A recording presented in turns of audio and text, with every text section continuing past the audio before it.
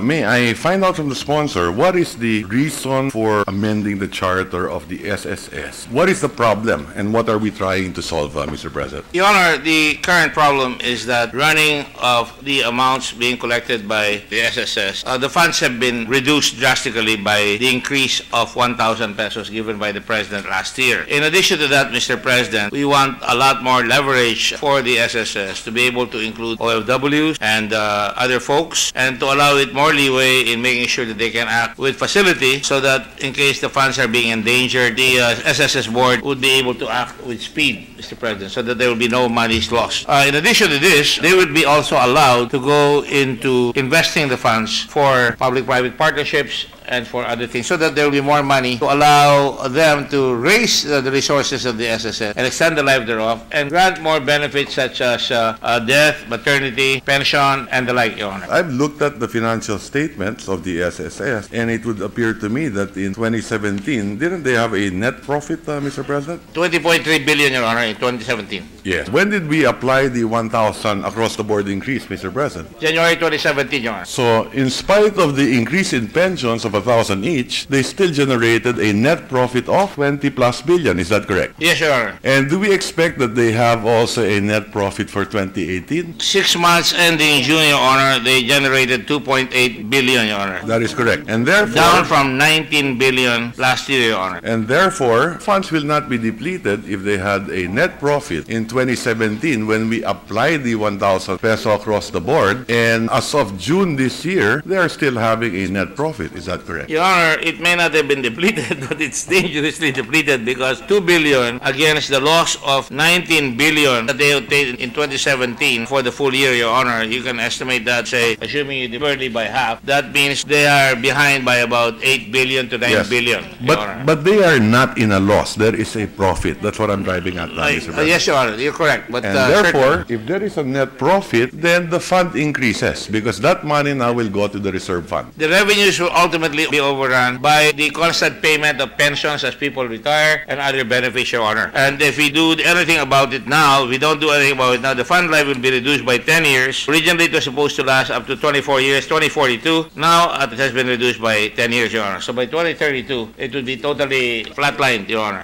Mr. President, I did meet with the SSS and we discussed these issues. And frankly speaking, I don't see it that way, especially if there is a profit because the reserve fund continues to increase. And that assumes many other factors as they are mentioning. But nevertheless, the point is this, Mr. President. Assuming that to be correct, and as pointed out last year, 2017, we implemented the increase in pension and yet they have a profit of 28 billion. And isn't it correct that lumaki rin ang reserve fund nila? I am being told, Your Honor, from period of December 2016 of 476 billion.3, it rose actually by to 504.8 billion, Your Honor. That is correct. So therefore, hindi naman talaga you implemented the first year. So hindi problema in that sense. Now, there could be many other factors. For example, Mr. President, maybe in 2018, a reduction in revenues of SSS would be that the income on their investments will probably drop because the stock market has dropped. Isn't that correct, Mr. President? The stock market may have dropped, and that's a fact, but it could also rise up. But the SSS is not dependent on the rise and fall. Yes, no, I'm talking about just 2018 because it gets dividends from their equity. So it's possible that the income is less in 2018 because of the bad market. Isn't that correct? They will get less dividends. Definitely. Partly, Your Honor. Yes, Your Honor. On their investments. Yes. Right? Then, with regard to their bonds, if there were government bonds, if they were to liquefy today, of course, the market value of those bonds will be less because it will be trading at a discount, especially that the market is expecting higher interest rates. Is that correct? That's correct, Your Honor. So the problem now is more on the investment side. Yes and no, Your Honor, because on the investment side, they want more liberality in their ability to invest so that they could have a cushion, a very, very important cushion, significant cushion at that. But at the same time, as they go along, more people die and they get pensions, more people give birth and they give maternity, dividends, and stuff like that, Your Honor. But it's also a fact, Mr. President, that, and I will show it later on, that as more people need a pension, more people die, so on and so forth, but then more people are also coming into the workforce who pays for the dividends, to pay for the membership contribution. In fact, today, Mr. President, how many members do you have in the SSS? Or active members, those paying? 36 million registered members, active, Your Honor. Active is about 15, isn't that correct? 15 million paying. 15 million paying. And how many pensioners are there? 2 million, roughly? 2,300,000, Your Honor. Correct. So 2.3. Therefore, what does that mean? Assuming membership contribution is the same as benefit payment, for every 7 in the workforce, you are paying for the pension of 1 person. That's the way it's supposed to work. Correct. So as the economy improves, more people get jobs, it's the same. I'm told by the actuary, Your Honor, that the ratio of paying members will go down because of the decline in the population rate as we go along. But the population rate is still higher than today, is still higher than people dying, Mr. President. There's a positive growth of 2% every year, roughly. Your Honor, I'm being met by blank stares here. But using my experience in government, if I may, That is correct. As an executive, I would always want to have a big cushion because if I get more members, and if I get more members, especially in the Provident Fund and the Peso Fund, you may be able to give more benefits to our folks out there. But I do not want to see a situation where a sudden turn for the worse and the economy of the world is so blisteringly in danger right now, Your Honor. You want to have an effective cushion. And there's nothing wrong with that for a cushion, but there is a lot more things that can happen that is wrong if we don't have the ability to deflect any sudden fall of the economy, Your Honor. Correct. And I'm one with you in this purpose. And in fact, I thank the gentleman for coming out with this measure because finally we get to talk about pensions in this country. Yes, Your Honor. Particularly with regard to the SSS. And I'd like to assure the sponsor of this measure that my interpellation is only to improve the SSS as a pensions fund system. No need to do that, Your Honor. The gentleman has been a friend for a long time. I don't question his integrity and his expertise and intelligence, Your Honor, even if he's from the other school. Thank you. Which is the better school, Mr. President? But I think we both lost yesterday. Yes, Your Honor. We both lost. LaSalle and Ateneo lost yesterday. But having said that, Mr. President, I think my advantage from the sponsors is that I came from both Ateneo and LaSalle. That's true. But not all of us can be perfect, Your Honor. You go to Ateneo and you go to UP.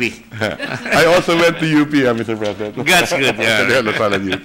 That's I can see the gentleman from Bulacan, from UST, is turning green with envy, Your Honor. Not because he's from LaSalle, but it's just levity, Your Honor. Levity. Thank you, yes. Thank you, Mr. President. And Mr. President, the reason for the reserve fund is, in effect, saving for the rainy day. Isn't that correct? Saving for a rainy day. Correct. That's correct. As These are I forced mentioned savings. earlier. Yes, Your Honor. It's a forced savings mechanism. That's what the pension fund is all about, the SSS. That's correct, Your Honor. And by and large, it is the people in the workforce today paying for the pensioners. And as I mentioned It is earlier, their money, Your Honor. Correct. The government through SSS are the stewards. Correct. And that is why, Your Honor, the only thing that will hurt the SSS if it goes down is that all of us in the Senate and the lower house will have to provide for funding because this is a guaranteed by the national government. That's right. That's right, That Your is Honor. correct. Since its inception, has government ever have to subsidize the SSS? No, Your Honor. Never. Fortunately not, Your Honor. And when did we create the SSS? 1957, Your Honor. So since 1957 to today, never naman na bangkarote ang SSS. 500,000 no araw, Your Honor, with money of 500,000, they managed to make it bigger. Correct. So there must be something wrong with us that if they can make it bigger by that much,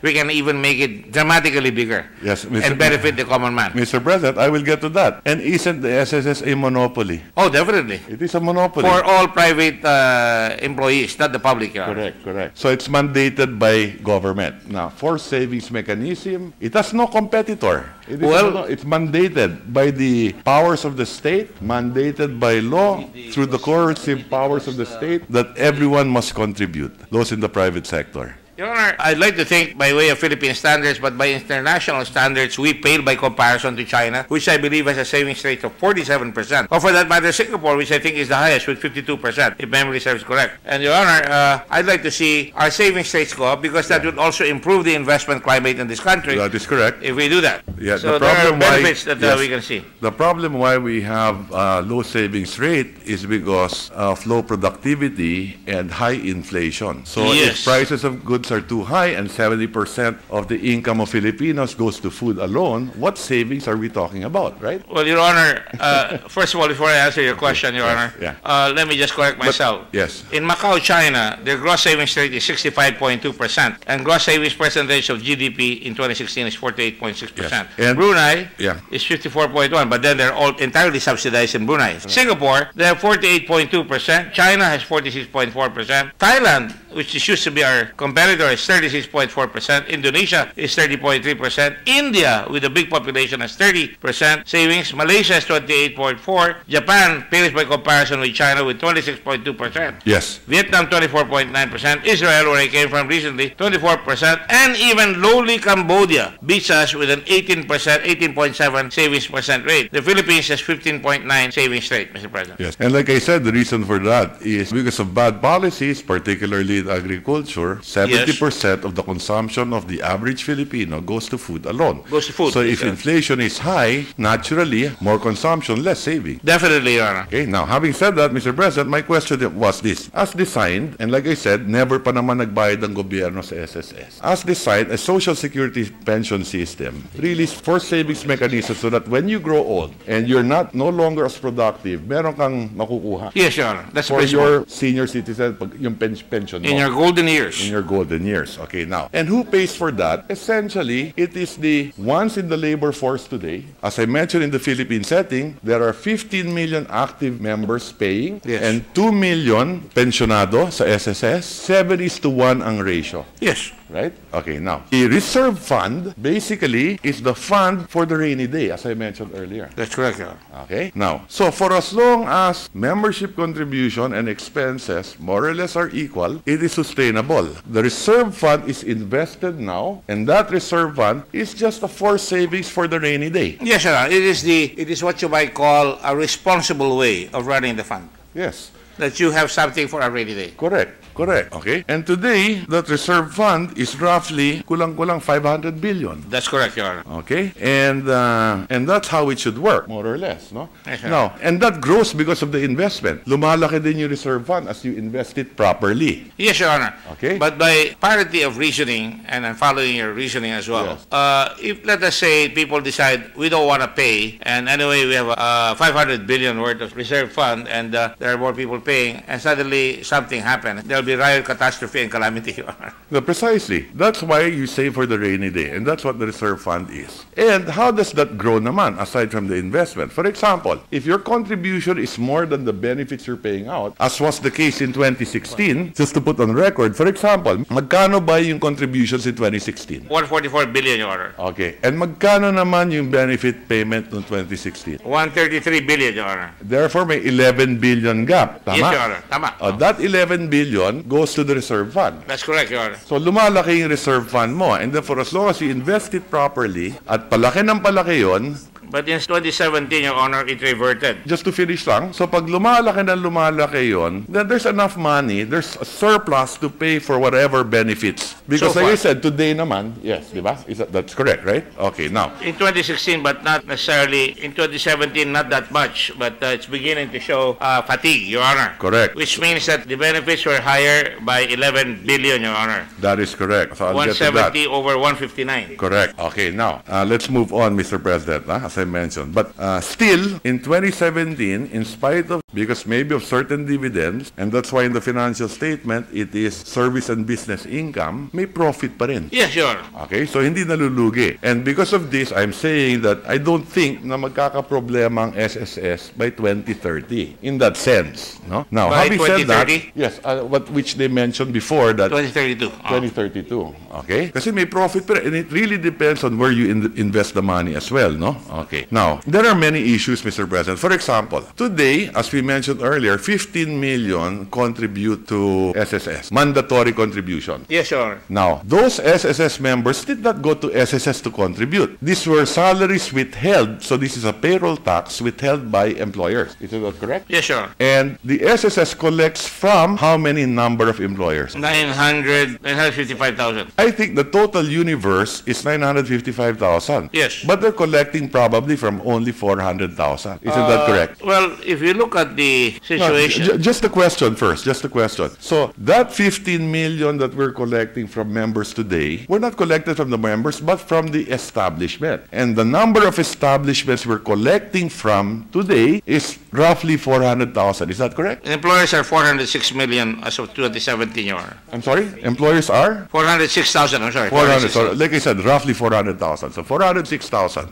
Okay. Now, how many workers do we have in the system that should be contributing to SSS? In the system, Your Honor, they have 34.8 million in 2016 and 36 million in 2017. Maybe to help the SSS, what is the total labor force in the country? 42 million, Your Honor. Okay. I think that the total labor force is actually 71 million. Labor force, huh? The labor force participation rate is 60%, and therefore those working are 43 million. Employed, Your Honor. Employed. Yes, because those employed, yun ang kukolektahin dapat ng SSS. Tama? Okay. That 43 million, ang nagbabayad lang 15 million. Yes. So what is the efficiency ratio now of SSS? That is a question that has often been asked since I became senator, Your Honor. Yes. The collection efficiency is held under question, and for that matter, I authored a condonation. It's in the bill, the condonation. And I support that provision. 54% on collection No, it's much efficiency, less. Your Honor. And we authored a condonation law in 2009 that netted them about 4 billion, if I'm not mistaken, Your Honor. In fact, I support the gentleman's provision in the committee report that in day-to-day operations, yung condonation of non-payment or the penalty that you can condone, di mo na kailangan ng pirma ng presidente. I support that provision. Thank you, Your Honor. The point I'm trying to drive at is this. SSS is a monopoly, coercive powers of the state, okay? Mandating that all employers and employees contribute to this system, 11%.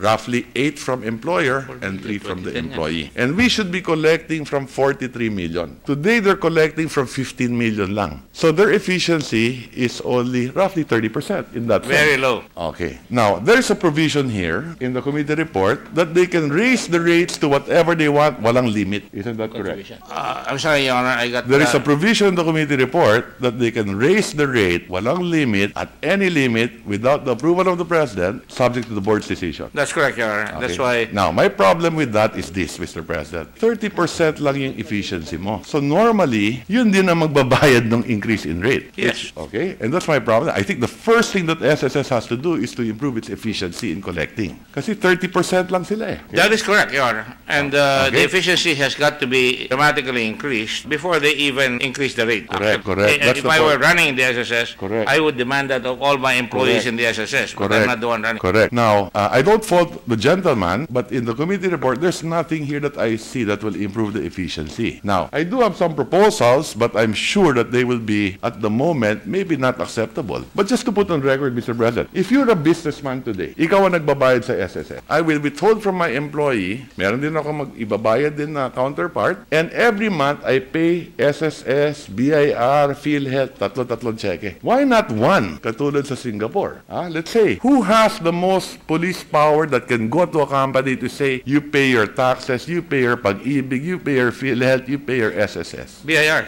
BIR.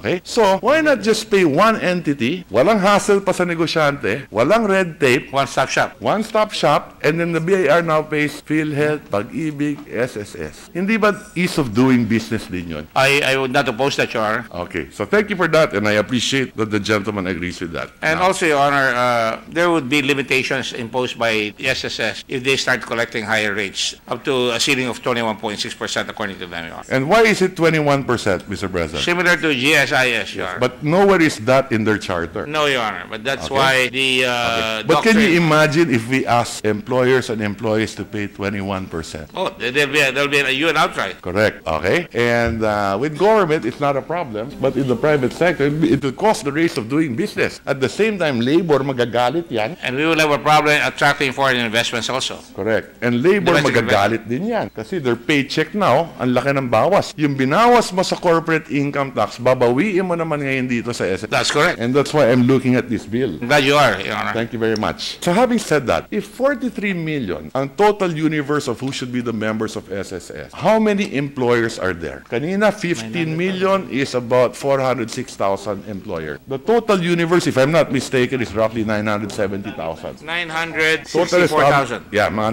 970,000, 964,000. So in effect, really the clients of SSS are are the members, the ones who contributing, the laborers, but then they collect it from collecting agencies like the employers. The employers are the collecting agency. They're Correct. mandated. Okay? And today, their efficiency is less than 50% from the employer standpoint naman. 40%. Well, we must remember that this is mostly voluntary contributions, Your Honor. Mandated. Mandated yung employer magbayad, pero yung employee, mostly voluntary members No, na siya. the employee is mandated. Compulsory, Compulsory ang Talking about member. OFWs ka pala. Yes, yes. Kaltas sa sweldo. Now, just to take one other point before I move on to the next issue. I noticed here also in the bill, and I don't fault the sponsor because it is laudable, na our desire to have OFWs, to give them a pension system. So it's laudable, and I agree with the gentleman. The problem is, if the SSS today cannot even collect from its members, dadagdagan pa naman natin na naman. That's the fear that I see lang. The point there, Your Honor, is not just collection of revenues from them or But to give contributions, benefits. but to make sure that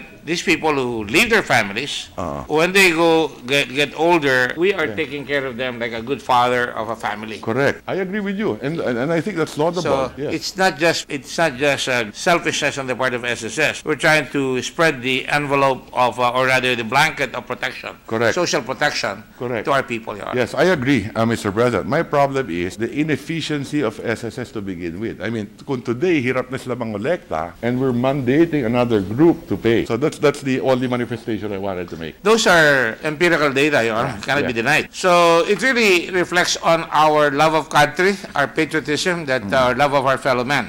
And maybe mali yung advertising thrust ng SSS, that they should really try to go directly to the employer and the employee to let them know that they should save. If the poor Chinese are saving, so should they. And it really is protection for themselves. I understand that, Mr. President. Yes, I understand. Now, let me go to some nitty-gritty on whether it really benefits laborers as far as the pension system is concerned, Mr. President. First, Mr. President, why is it that the monthly salary credit today is at 16,000? I've asked a question, Your Honor, and their answer is the employers are going to raise the hue and outcry if you include a higher salary rating for them, Your Honor. Okay. But today, there is a Product of negotiation, actually. the monthly salary credit today is 16,000. Yes, Your Honor. So there is no rationale. Why is it 16,000? Because GSIS, salary standardization, today 4 na tayo. It's 300,000. That is a product really of negotiation, Your Honor, because umaangal ang employer. So SSS has to negotiate with the employers,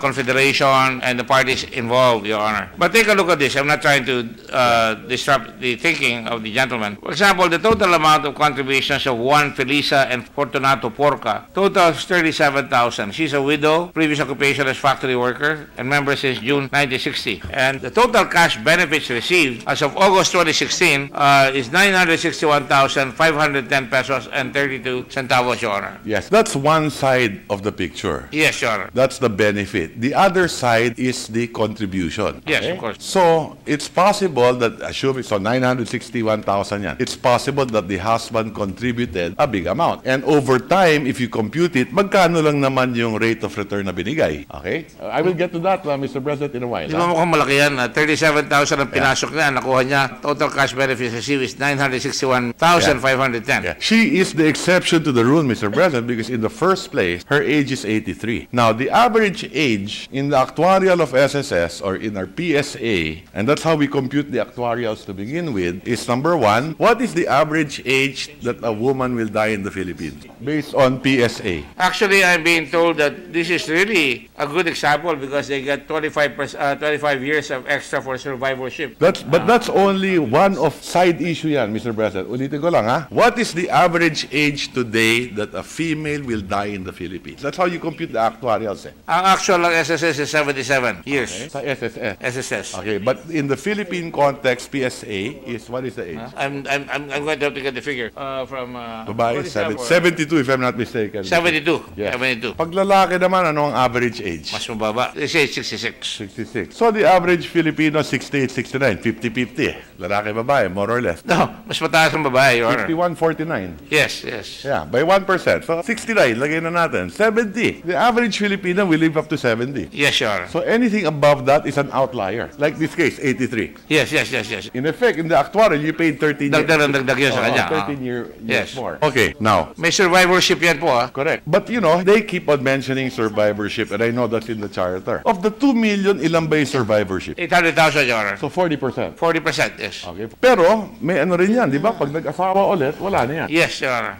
Pero syempre, at 80, hindi ka na mag-aasawa ulit, di ba? But there is another case, Your Honor. This was 63 years old, Jose Reyes, and he was a warehouse man. Total amount of contribution is 303,297, and the total cash benefits received is 695,000. Yeah. Wala pang maternity yan. On its face, akala mo malaki yan. Pero kung 30 years nagbabayad yan, and if I invest, what is the actual annual rate of return? I'll give an example, Mr. President. Because we did our computation. Depende yan kung ilang taon ka nagbigay eh. So, Remember, off face, mukhang malaki yan. Since 1974, remember yan. Okay, so 74. So nagbayad siya ng 303,000, but if you take a look at inflation, so on and so forth, so ngayon, kala mo malaki yung 696, pero if you look at the annual rate of return na binabalik, I tell you there's a big problem. You're probably right. Now, If you look at the inflation figures. if But you take a nonetheless, look, yes. still substantial enough even for present inflationary standards. Your Honor. Okay? Okay, now, I'll put it this way, Mr. President. And that's why I think there is something wrong. There is something wrong fundamentally with our pension system and with our defined benefit payment system. Let me point this out, Mr. President. In the first place, isn't it that we have a subsidized pension system? Yes, Your Honor.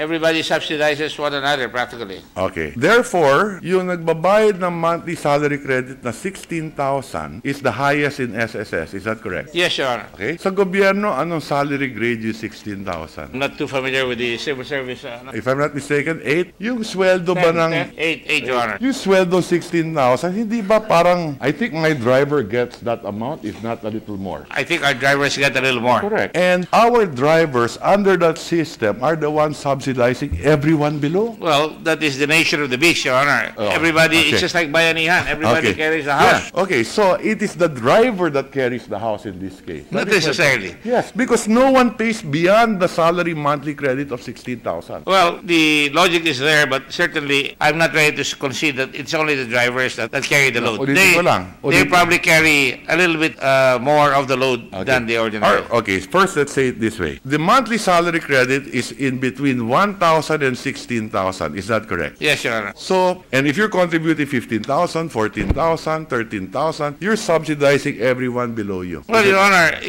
may I put it another way, in Japan today, they have an inverted pyramid. The young are supposed to be, in SSS here, are supposed to be subsidizing the old one. But in Japan, because they don't make any babies anymore, the pyramid is now inverted. And they really are worried because I know. They are now going to have the young people cannot subsidize the older generation. And that's why I'm against, during our reproductive health debates, I've always been against, not reproductive health, but state-sponsored population control. Magpadami tayo, Mr. President. Padami tayo.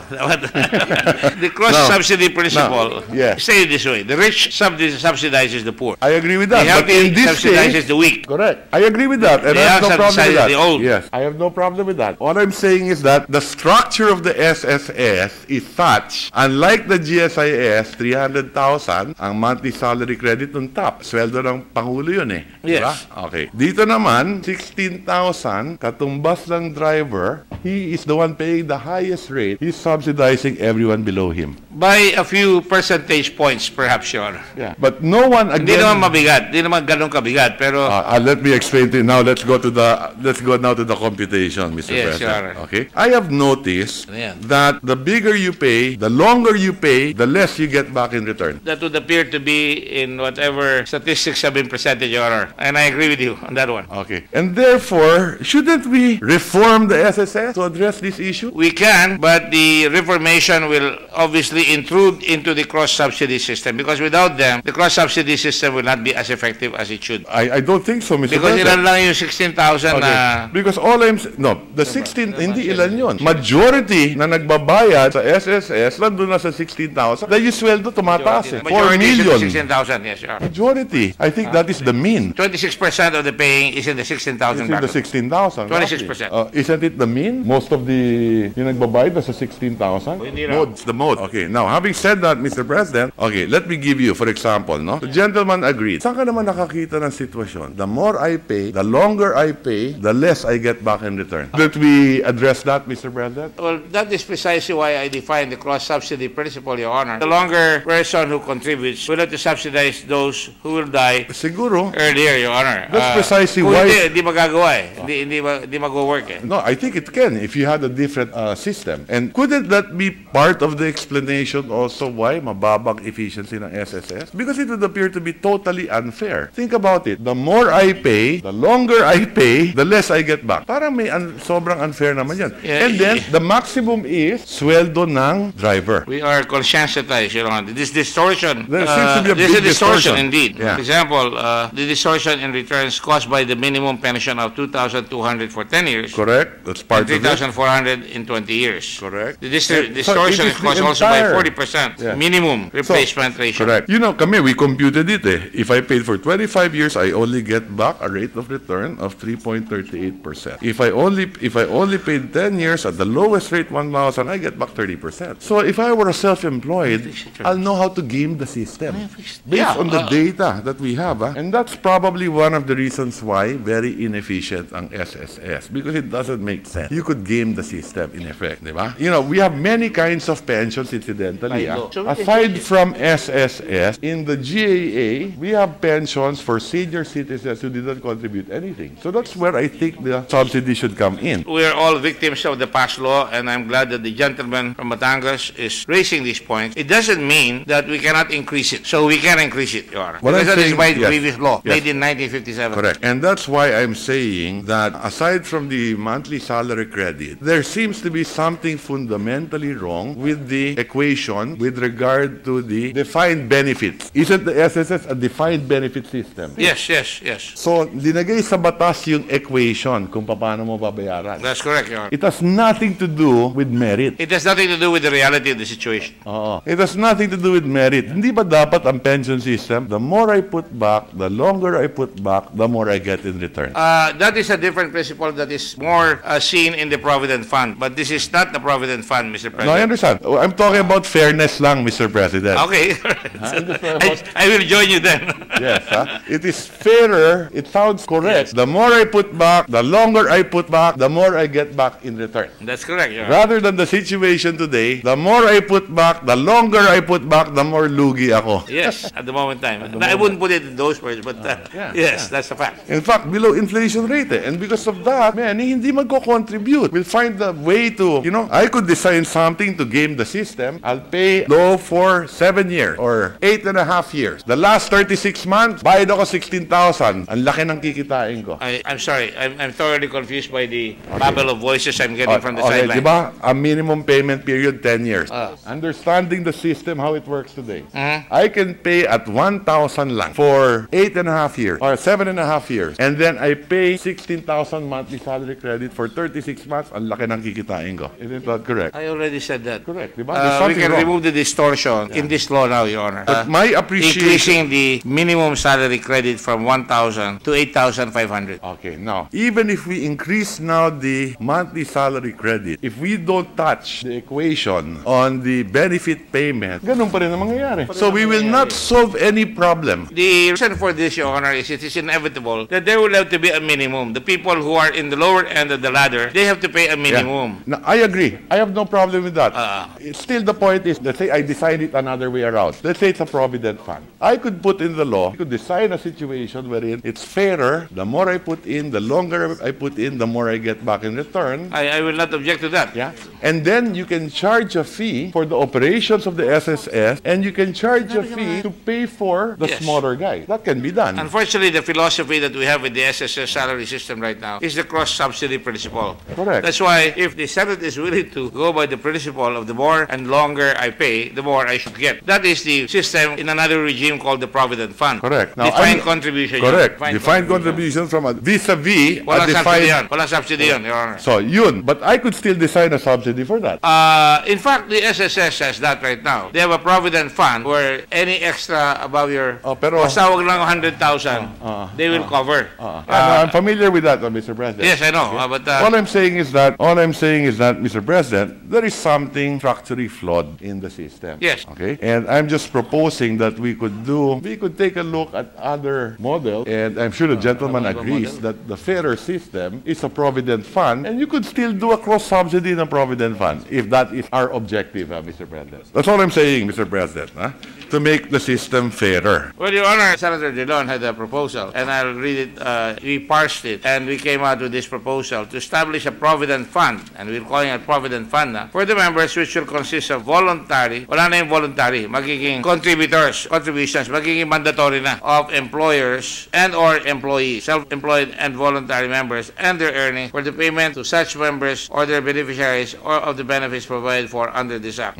subject to such rules and regulations that we Isn't it correct that maybe the proper way of doing it, rather than having another pension fund lang na voluntary or mandated, whatever it is, because the problem right now is there is a contract. Yes. Why not do a reform na halimbawa, all those in the workforce now contributing to SSS, o sige, itong defined benefit system ang modelo. But then you could have a cut-off period. Let's say by the year 2020 or whatever that year is, all new entrances in the workforce and all new, ito na ngayon yung bago provident fund. You know, Your Honor, when I was in Subic, I tried to establish this sort of regime. There is enforced contribution of a higher rate upon the lower employees and a higher rate insofar as the employer, so that the fund grows and grows, and they're now able to get a lot from the fund when the time comes. Either they borrow money from the fund, or they retire with it, or they get more interest and benefits. Kung anong pinasok mo, dapat makuha mo mas malaki. Yun ang sinasabi niyo eh. Yun ang sinasabi natin. Yun ang pinag-uusapan natin ngayon. Which was, and like I said, I agree with you. Except that in the previous SSS law authored by, I think, Senator Siling Fernand, the former Chief Justice, I was with their daughter today, and I was telling her, yung palang tatay mo ang gumawa nitong SSS law. And I said, this amendment, this regime would appear to Senator Recto as a distortion. I think maybe during that time, pwede yung batas na yan. Ngayon, now, iba na. Yes. The world is different now. You have mutual funds, you have ETFs, there are many. That's correct. Like, for example, one of the best systems, I suppose, is like in the US, you have the 401k. Yes, Your Honor. So long as we are able to explain this to the employers and to the employees. Because right now, pag nagtaas yan, umaagal na sila eh. Yeah. Now, if it is a provident fund, This is what is happening in Singapore. yes, if it is a provident fund, walang lugi ang gobyerno rin. Tama. Kung i-invest nila yung pera sa tama. You know, I laud the efforts of the gentleman also that in the investment side, he's liberalizing the ability of the SSS to invest. I think that is one of the keys as well. Aside from the structural issues, if we can address that, then on the investment side, although I don't think that we should not have any rules in place and leave it to the board. Yes, Your Honor. I'm in favor of the gentleman na move it to a little more, you could say risky a bit. Total, sovereign wealth fund naman to eh. It need not be totally conservative. You could be a little more aggressive because these are long-term fund and it should benefit the country. There's a saying, Your Honor, it isn't good unless it hurts. And when it comes back to you, you will be happier when you do what has to be done. And in effect, for every individual here, you're actually looking at 25 years. You're expecting them to work for 25 years. Is that correct? About 40 years, Your Honor. Can you imagine more so? At least 25 to 40. Can you imagine more so? Then the investment portfolio should have that long-term period Yes. as well to a certain degree. Yes, Your Honor. Okay, now, if this is 500 billion, would the gentleman know how much the GSIS is? 1.2 trillion. And the GSIS is only for 3 million government employees. Yes, and this one is the entire country. For all the private sector, but because of the inefficiency and because there's a structural problem in place. Now, having said that, kung 1.3 trillion ang GSIS at 500 billion ang SSS, that's 1.8 trillion that we have that we can invest part of it to building the infrastructure of our country. Isn't that correct? Yes, Your Honor. Remember that also that the contribution rate of GSIS is 21%. I understand. Wala silang baki, no? At saka It's a captured market. It's a captured market. Captured Correct. market. Kasi gobyerno, DBM na magbabayad. Well, you and I, I'm sure, the gentleman and I, I'm sure, Yeah, we understand. agree. All I'm saying is Understand that, just for the record, you have 1.8 trillion. A large percentage of that you can use to leverage to build infrastructure in the country. Partner with private sector for PPP. Halimbawa. You know, Your Honor, I have